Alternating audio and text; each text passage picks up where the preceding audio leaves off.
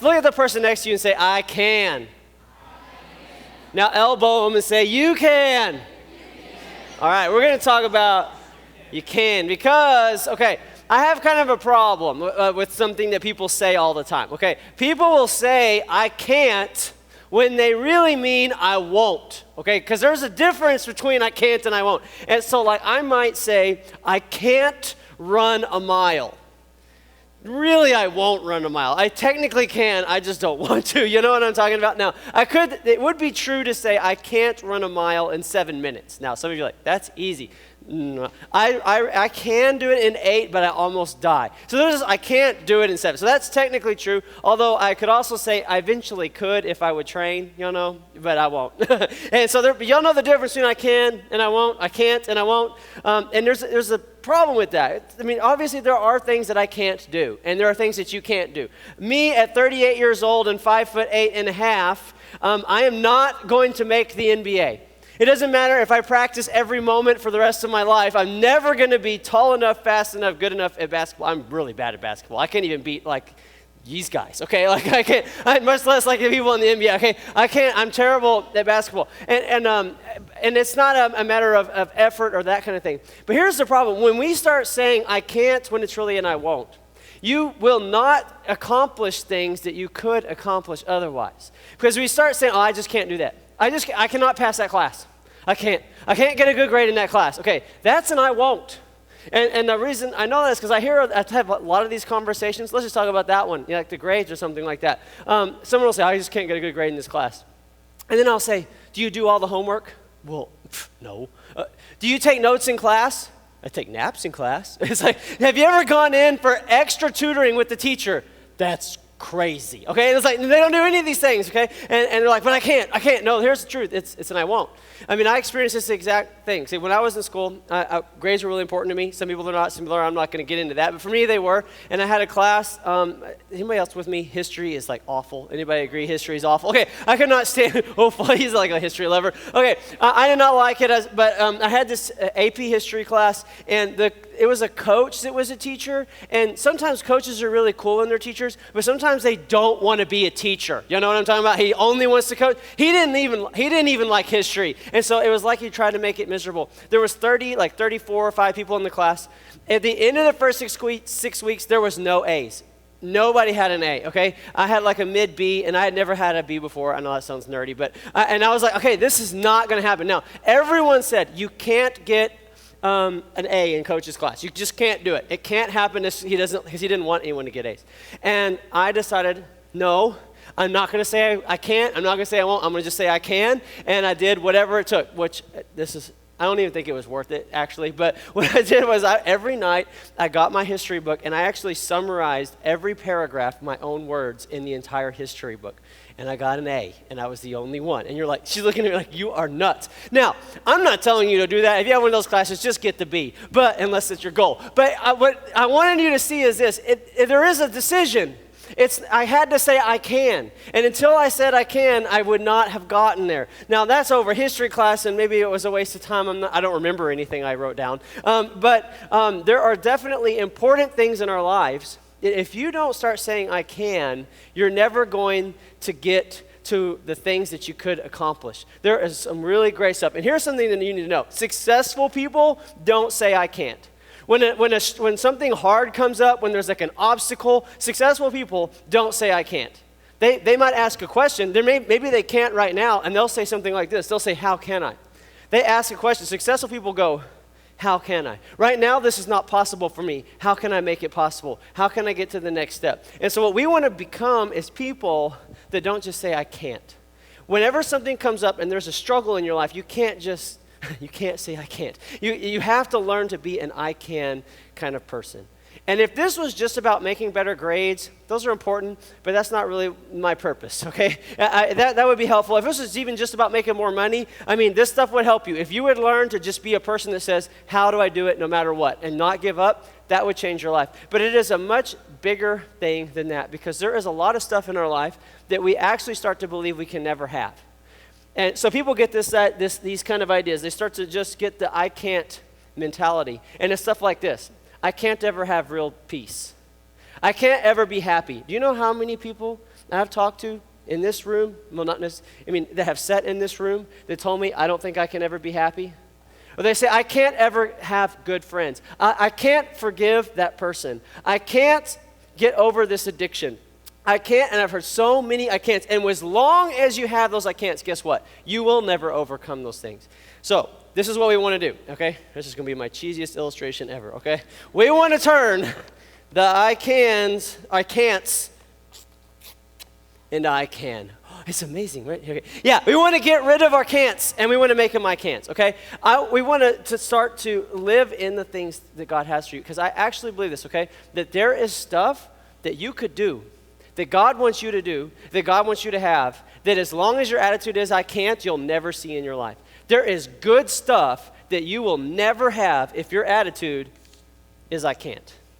But as soon as you start to change it and shift it and understand how, you can begin to see those things. And you have to maybe wonder, how can I? You may be one of us, like, okay, you say it might be possible to have that happiness or have joy or have purpose or do something big with my life, but I don't think that that's possible. So we want to talk about how it's possible, okay? And we're going to talk about this for a few weeks, but we're going to start tonight with the beginning of changing our minds from I can't to I can, when it comes to, especially when it comes to obstacles that come in our way. So we're going to look in a place in the Bible. It's in the book of Romans chapter 8, and we're going to talk about overcoming some stuff, okay? Because all of you and me face problems, and that's really why you don't just do a bunch of great stuff, is because there's problems in the way. And so let's take a look, and we're going to start in Romans chapter 8, verse 31. It says, if God is for us, who can be against us? Which is a really good verse just to know, okay? Like if you got a problem against you, it's like, okay, if God's for me, how can that stop me?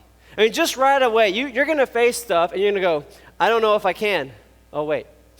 If God is for me, who can be against me? If God is for me, what is this problem? What is this person going to do? Okay, if God is for me, who can be? This is just a great encouragement right out the gate, okay? And then he goes on, he says, he who did not spare his own son, but gave him up for us all, how will he not also, along with him, graciously give us all things? So he tells us this, that God gave us his son, or he gave his son.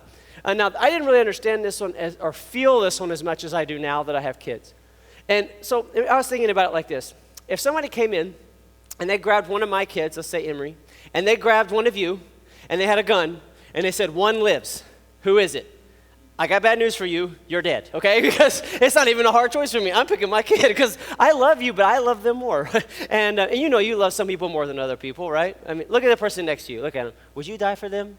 Think about it. Just say, I'd think about it. You can tell them you think about it, right? Some of you are like, no, I really wouldn't, okay? It's like, some of you would. It's like, I don't know, because there's probably someone you would give your life for, some people you wouldn't give it for. But here's what's interesting. When God looked at you, he said, I'll give my son for you. When he looked at us, he said, I'll give my son for you. And that is an incredible thing. And so the point that he is making is if God would give his son for you, if he would look at you and say yes to that, won't he give us all things? Won't he take care of the other things? Here's this obstacle that you're facing that is too big for you, so you're like, I can't get over this. I can't defeat this. I can't have that, whatever. Won't he take care of that?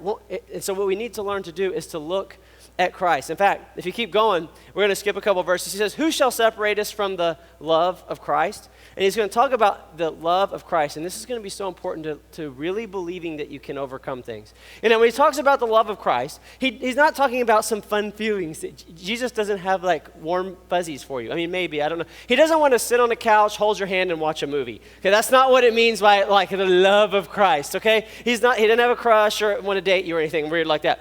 He's talking about an event.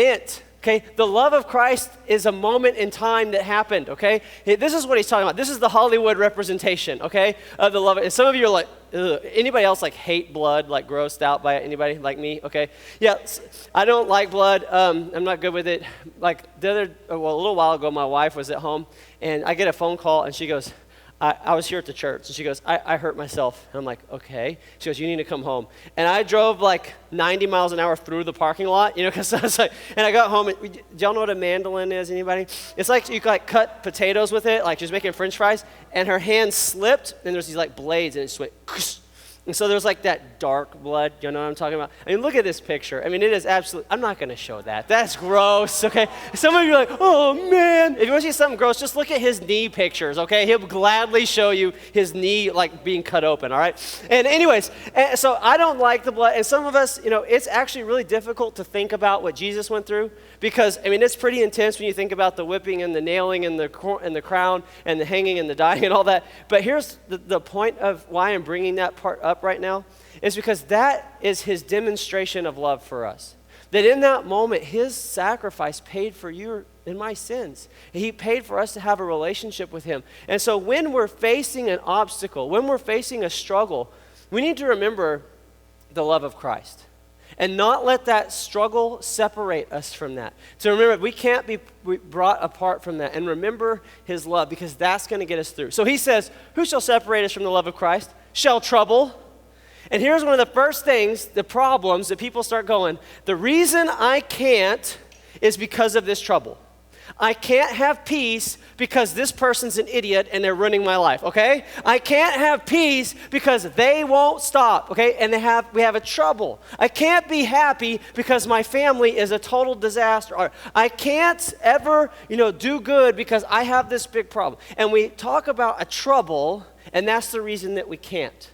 And if you let your troubles make you say I can't, you won't be able to overcome. But he's going to tell us that we can overcome troubles, that we shouldn't let those be the reason that we say I can't. He goes on, shall trouble, and this one's similar, or hardship. Hardship is kind of like trouble, but maybe a little different. And sometimes we go through hard things, and sometimes God delivers them from us. Sometimes he walks us through them. Sometimes hard things are to help you. Did you realize this? Okay.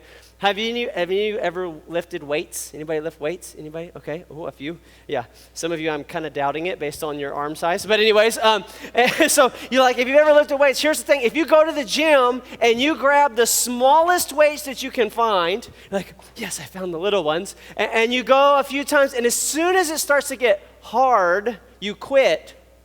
Did anything happen? No. You grow when it's hard. You got to go till it's hard, and then you got to go a little further, and then you get strength. Okay. And sometimes when you're going through hard things, God is trying to grow you spiritually, and your convictions and your strength of character and these kind of things. And so we look at hardship and go, well, I just can't, it's so hard. My life's so hard, and I can't do anything big. Well, maybe God is going to use that very thing to make your life huge. Do you know how many people have had a huge impact because of the hardships that they went through? How many people impacted lives because of the hardships that they went to? So you're looking at it as something that's keeping you, and God's going, I want to use it to change the world, and you're thinking you can't. So whether it's hardship or persecution, some of you have gone through persecution. Some of you haven't. I mean, I've known people in our youth group who had friends who made fun of them and told them they're stupid for going to church. I've had people whose parents tried to... made fun of them for going to church and told them it's a waste of their life and a waste of their time. And they were persecuted for it. That doesn't have to stop you from moving forward. Or famine, that's one we don't really get because we all have too much food. I mean, some of you are really poor and you might get it. You're like, Mom, can I have some bread? And she's like, you ate yesterday. But for the most of us, it's different than that. Like for me growing up, it was like, can I eat this? And she's like, no, you can't have a snack now. We're going to eat later. You can't have food before we have food. Now, after we have our food, then you can have that food. Like we had so much food, we had to eat it in a specific order. You know what I'm talking about? You couldn't like spoil your dinner and all that kind of stuff. So we don't really get that. Although some of you maybe have dealt with being poor in some ways, and we certainly went through some really lean times when I was a kid as far as that. But here's the thing. People will use this as an excuse. In fact, all these things, people in culture today, they just want to play the victim and be like, we're so poor. We're so po. They can't even afford the R.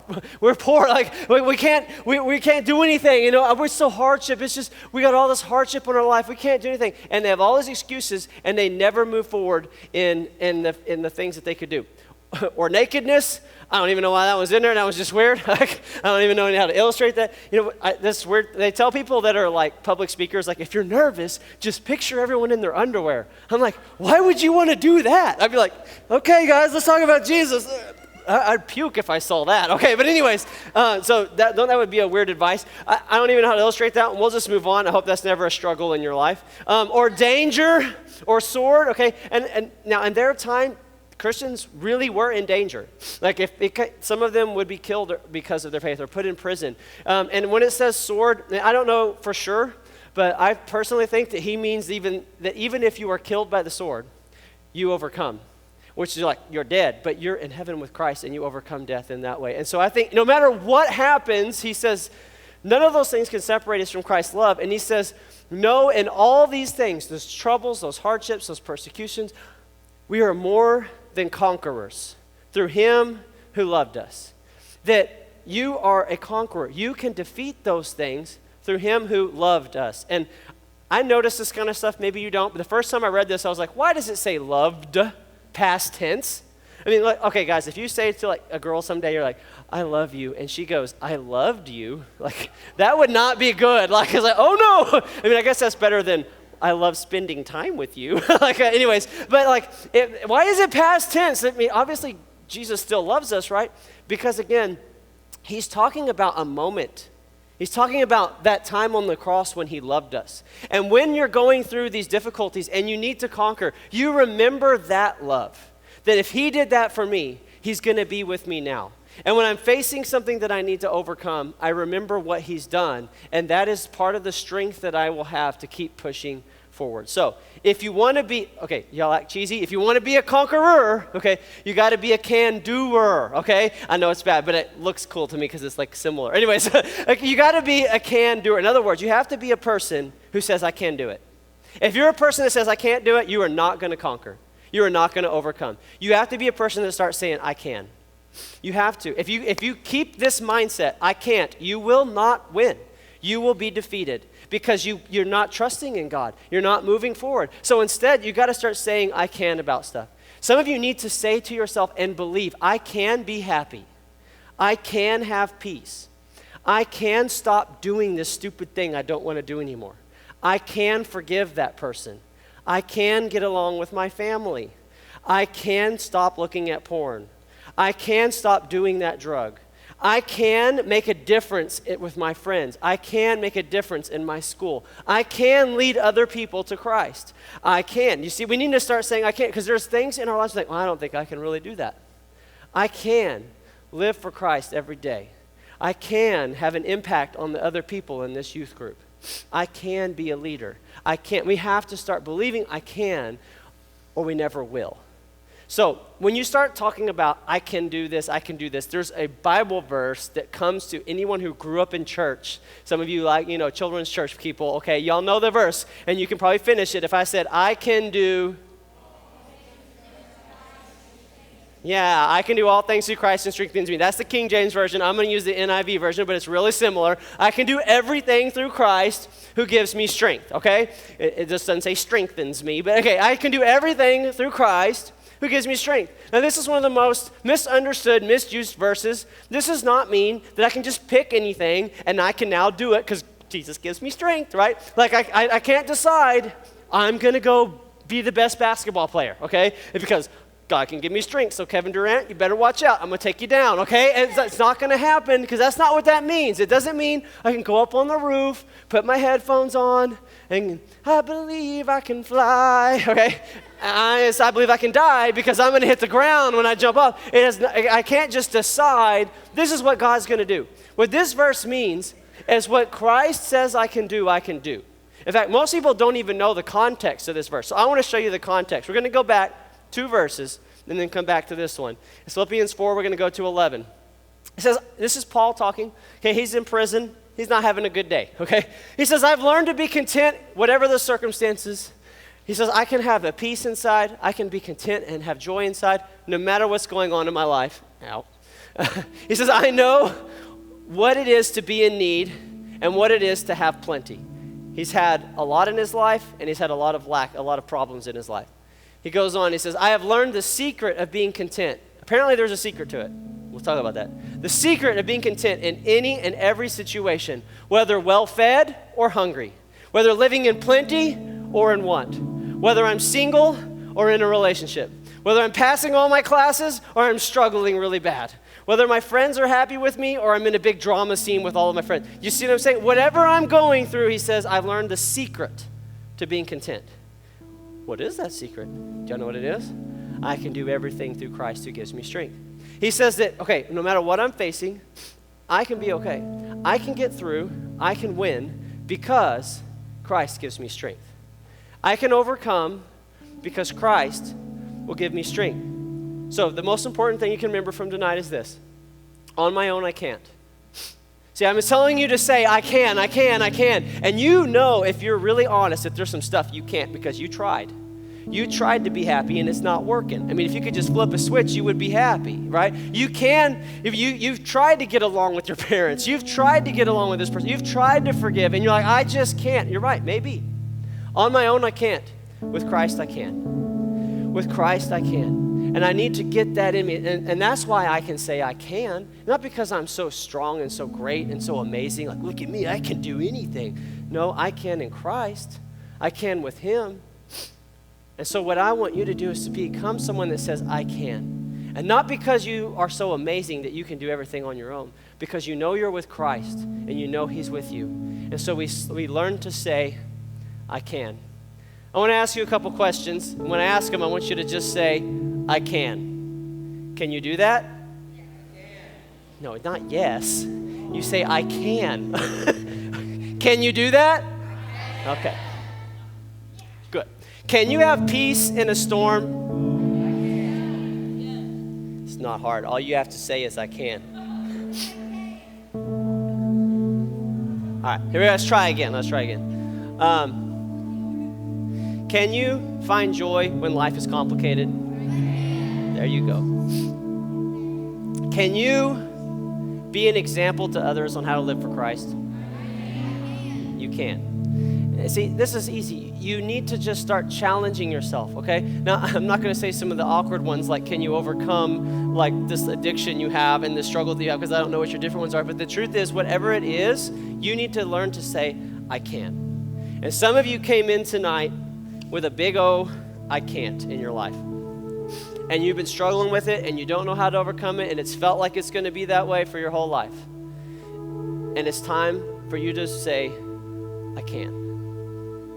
And I want that for you. And so tonight what we're going to do is we're going to end with prayer. And we're going to ask God to be in this fight with us, to not do this alone anymore, and to change your attitude.